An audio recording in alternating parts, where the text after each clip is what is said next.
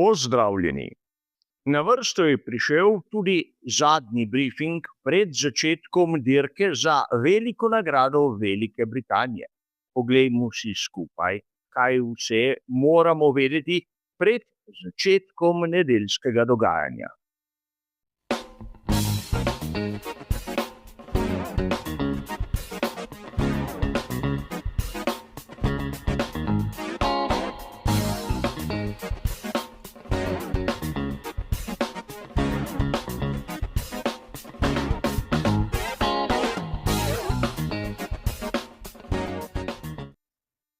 Kot že dodobra veste, bo tudi tokratni zadnji briefing razdeljen na 3 med seboj ločene dele.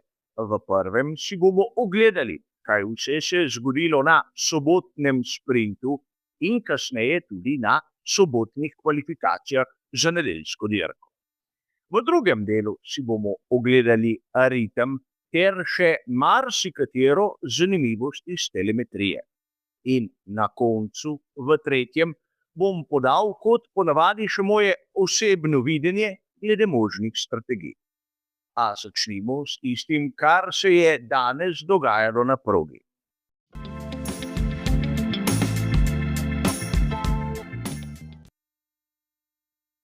Tu bi lahko dejali, da že na sprintu je bilo videti, da rezultati petkovih kvalifikacij niso bili pravi. Čeprav se je Lewis Hamilton trudil po vseh najboljših močeh, je bil Andrea Kimi Antonelli enostavno neustavljiv. In videli smo, na začetku je imel Antonelli nekaj manjših težavic celo z Norrisem, a v trenutku, ko je prišel dovolj blizu Lewisu Hamiltonu, ga je prehitel skoraj da že premočno.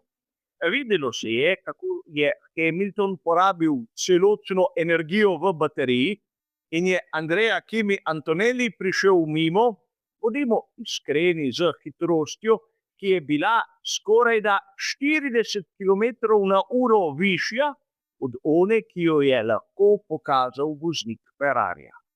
In tu ni krivda novega pravilnika, ni krivda bolidov, temveč je samo odraz tistega, kar se je dogajalo na progi. Hamilton se je trudil z vsemi močmi, ampak zahteval je preveč. Antonelli je pokazal neke vrste zrelosti in seveda to je pomenilo, da mu je ostalo na razpolago več energije. Če smo pravzaprav iskreni, pred tistim manevrom je imel približno 0,4 zaostanka, po manevru je pridobil še dodatnih 6. In torej bi lahko malce zaokrožili, da je bil Antonelli v nekem danem trenutku za sekundo boljši od Hamiltona. Zakaj potem smo videli na kvalifikacijah takšno razliko? Seveda, moja interpretacija dogodkov bo sledila v drugem današnjem delu. A ne smemo pozabiti, da če je Antonelli na sprintu blestel, je bil George Russell tisti, ki je pošteno razočaral. Poleg seveda Charlesa Leclerca. In mislim, da smo ju vsi mi, navdušenci Formule 1, pogrešali, seveda tam malce bolj zgoraj. Tudi Piastri neprepoznaven, medtem ko Lando Norris je prišel do 3. mesta, čeprav je bil njegov zaostanek ogromen. Treba je povedati, da potem, ko je Antonelli prehitel Hamiltona, je pridobival iz kroga v krog. In na koncu imel prednost, ki je v mojem mnenju občutna. Namreč Antonelli je sprint zmagal z prednostjo približno 2,7 sekund. Ampak tu ne smemo mimo tistega, kar se je zgodilo pri Red Bullu. Namreč Max Verstappen je bil konkurenčen, vsaj v prvem delu sprinta, ampak potem, kot da bi izginil, kot da ne bi imel več pravega bolida. In tu imam neko možno razlago. Namreč Max Verstappen, za razliko od mnogih konkurentov, je sobotni sprint začel na rabljenem setu medium pnevmatik, ki morda niso zdržale celotne dolžine. Ne vem, je le ena izmed možnih razlag, zakaj je bil Max v drugi polovici kar občutno slabši, ampak ta podatek si zapomnite, kajti morda nam bo povedal v tretjem delu nekaj bistvenega. In lahko bi dejali, za zaključek v sprintu smo videli, kakšen talent je Andrea Kimi Antonelli, da Lewis Hamilton kljub izkušnjami ni bil sposoben se mu upreti, in tudi da Ferrari kljub napovedim iz petka ni dosegel tistega, kar so mnogi obljubljali. In kaj je bilo na kvalifikacijah? Po svoje bi lahko dejali, da le potrditev tistega, kar smo videli zjutraj. Andrea Kimi Antonelli je z lahkoto osvojil pole position.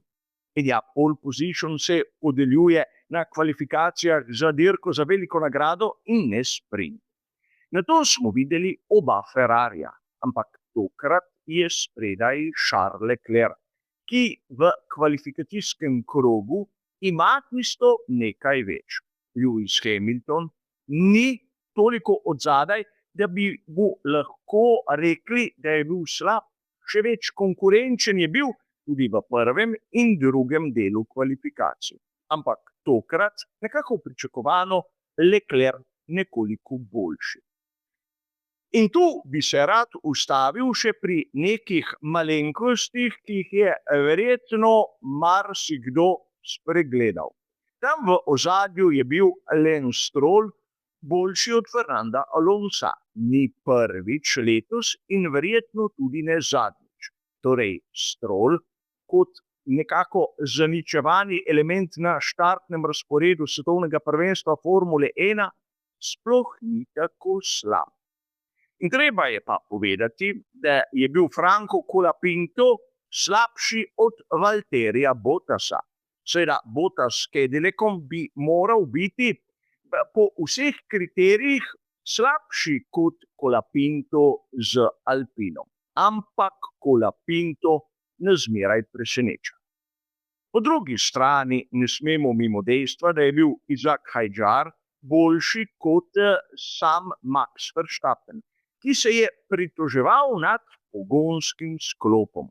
Videli bomo, kaj je bilo, in seveda tu se lahko začnemo spraševati, ali je bil tudi pogonski sklop na sprintu krivec za slabši rezultat, ampak verjetno bi lahko med koncem sprinta in začetkom kvalifikacij kaj malega tudi postorili. In seveda tu ne bi rad izpustil tudi enkratnih kvalifikacij, ki smo jih videli pri Arvidu Lindblandu, ki je zopet ugnal Liama Lawsona. Ampak imamo dva voznika, ki sta nas verjetno razočarala. Že omenjeni Max Verstappen, ki je daleč zadaj, in verjetno predvsem George Russell. Ne samo na sprintu, tudi na kvalifikacijah ni bil v takšni formi, da bi ga lahko imeli za resnega borca, kar se tiče skupnega naslova.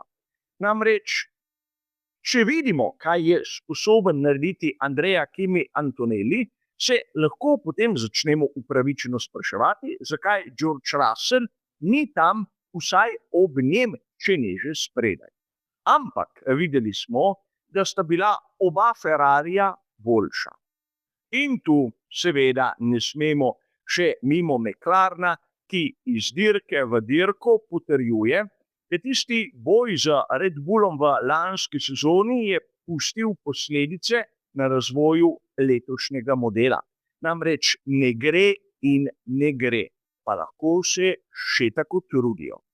Ampak imamo štartni razpored, kjer bi lahko dejali, da je prvi favorit Andrea Kimi Antonelli, ki ima motivacijo, ki si želi zmagati, ki se želi še bolj usidrati na vrhu lestvice, kar se tiče svetovnega prvenstva Formule 1.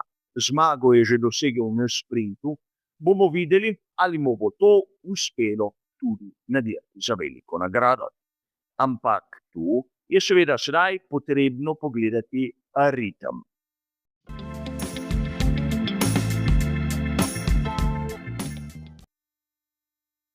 In če se ustavimo pri ritmu, ki bo tokrat povzetek onega, kar smo videli na sprintu, kar pomeni bistveno bolj točni podatki, bomo z lahkoto lahko ugotovili, da je Mercedes najhitrejši.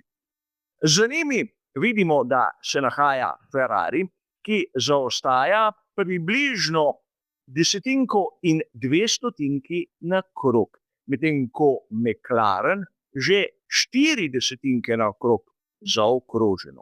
Red Bull na 4. mestu pa okroglo sekundo. In tu bi lahko dejali, da pravzaprav Andrea Kimi Antonelli ima res lepo priložnost, da zmaga tudi na prestižni veliki nagradi Velike Britanije, na legendarni progi v Silverstonu. Kaj lahko naredita oba Ferrarija? Enostavno povedano, če podatki, ki so na razpolago, nekako držijo, lahko samo čakata na neko očitno napako pri Mercedesu. In tu seveda, če se ustavimo pri telemetriji, je najprej potrebno povedati, zakaj Andrea Kimi Antonelli ni premagal Lewisa Hamiltona na petkovih kvalifikacijah za sprint. Enostavno povedano, v zadnjem delu kroga je izpustil stopalko za plin. To je nekaj, kar nam kaže telemetrija. In telemetrija je seveda nek absolutno priznan podatek, ki mu moramo verjeti, in treba je poudariti, da če pogledamo posnetke, bomo morda opazili, da je Andrea Kimi Antonelli v zadnjem delu edinega hitrega kvalifikacijskega kroga v 3. delu petkovih kvalifikacij nekako napravil napako in vozil po tistem umazanem delu oziroma tudi deloma izven proge. To je pomenilo, da je dobil tisti zaostanek 11 tisočink v primerjavi z Lewisom Hamiltonom. Ampak verjamem, mnogi izmed vas ste slišali teorije glede tega, kako je na samih kvalifikacijah za sprint Ferrari čudežno našel končno hitrost. In res, če pogledamo samo podatke iz kvalifikacij za sprint, bomo videli, da sta oba Ferrarija tam zgoraj in izjava kot taka drži. Ampak kaj se je v resnici zgodilo na sprintu? Če pogledamo te podatke, ki nam zopet kažejo najvišjo doseženo končno hitrost, bomo opazili, da je Lewis Hamilton tam spodaj. Kako je to možno? Če smo iskreni, hitrost Hamiltona na kvalifikacijah, ko je bil najboljši, in tistemu, kar smo videli na sprintu, je skorajda identična, le nekaj kilometrov na uro razlike. In tu lahko podam moje videnje, kaj se je zgodilo med petkom in soboto pri mnogih ekipah. Namreč ideja mi je prišla, ko sem videl primerjavo med Mercedesom in McLarenom, namreč oba imata pogonski sklop, ki ga dobavlja Mercedes, in tu verjetno kakšnih večjih razlik ni, ampak razlika je tudi v končni hitrosti. Namreč tisti boost mode, torej način, ko ima voznik možnost dobiti malce več energije v svojem pogonskem sklopu, je nekaj, kar voznik upravlja z gumbom. In pri različnih ekipah so lahko boost mode uporabljali na različnih delih proge. In vidimo tudi na grafu, kako je McLaren spredaj v določenih delih, medtem ko v drugih je spredaj Mercedes in razlika v končni hitrosti je več kot očitna. In tu velja verjetno razmisliti, ali so morda pri Ferrariju dobili tisto pravo kombinacijo, ki je rabiti dodatno moč, medtem ko so drugi, vsaj na kvalifikacijah, tavali malce v temi. Vprašanje, ki se mi zdi relevantno, kajti ne smemo pozabiti, da na takšnem vikendu, kot je ta, imamo samo en prosti trening in tukaj hitro se lahko zgodi, da se pri ekipah zmotijo ali pa so malce površni. A treba je povedati, da verjetno že na sprintu v soboto zjutraj ni bilo nobenih dvomov, kateri način je oni pravi, in to se je tudi videlo na progi. Ne govorim, da je Ferrari slab, da je Ferrari počasen, ampak očitno ni tako hiter kot Mercedes Andreja Kimija Antonellija. In edina razlaga, kaj se lahko spremenilo med petkom in soboto, je seveda ta, da je Antonelli drugače uporabljal tisto tipko za boost in seveda v zadnjem delu kroga ni napravil nobenih napak. Tu bi vas rad opozoril še na neko zanimivost, ki je morda tudi povezana s slabšim rezultatom Mercedesov, predvsem na kvalifikacijah za sprint. Poglejte, koliko časa so imeli 8. prestavo na samih kvalifikacijah. Videlo se je, kako pri Mercedesu so prišli samo do 7. in niso rabili 8. Kar je seveda pomenilo večje število obratov pri motorju z notranjim zgorevanjem in morda, ponavljam, morda nižjo hitrost. Ampak to je nekaj, kar verjetno sedaj ne bomo dobili nobenega odgovora. V glavnem menim, da na takem krogu, kot je ta v Silverstonu, se lahko zgodi marsikaj in ta prerazporeditev tiste energije, ki je v bateriji, je še kako ključnega pomena. Videli smo pri hitrem krogu, videli smo pri ritmu in predvsem videli smo pri prehitevanju Antonellija proti Hamiltonu. Namreč prav tam se je pokazala gromozanska razlika. Ampak, kar se tiče samega ritma in ostalih podatkov iz telemetrije, je seveda to vse. Poglejmo si še, kakšna je moja vizija glede možnih strategij za nedeljsko dirko.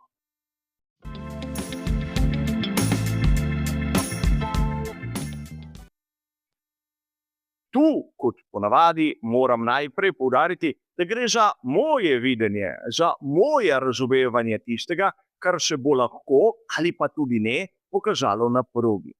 In seveda dajem vam 3 različne strategije, ki so seveda prva malce bolj očitna, druga malce bolj drzna in tretja, kot ponavadi, tista malček bolj nora.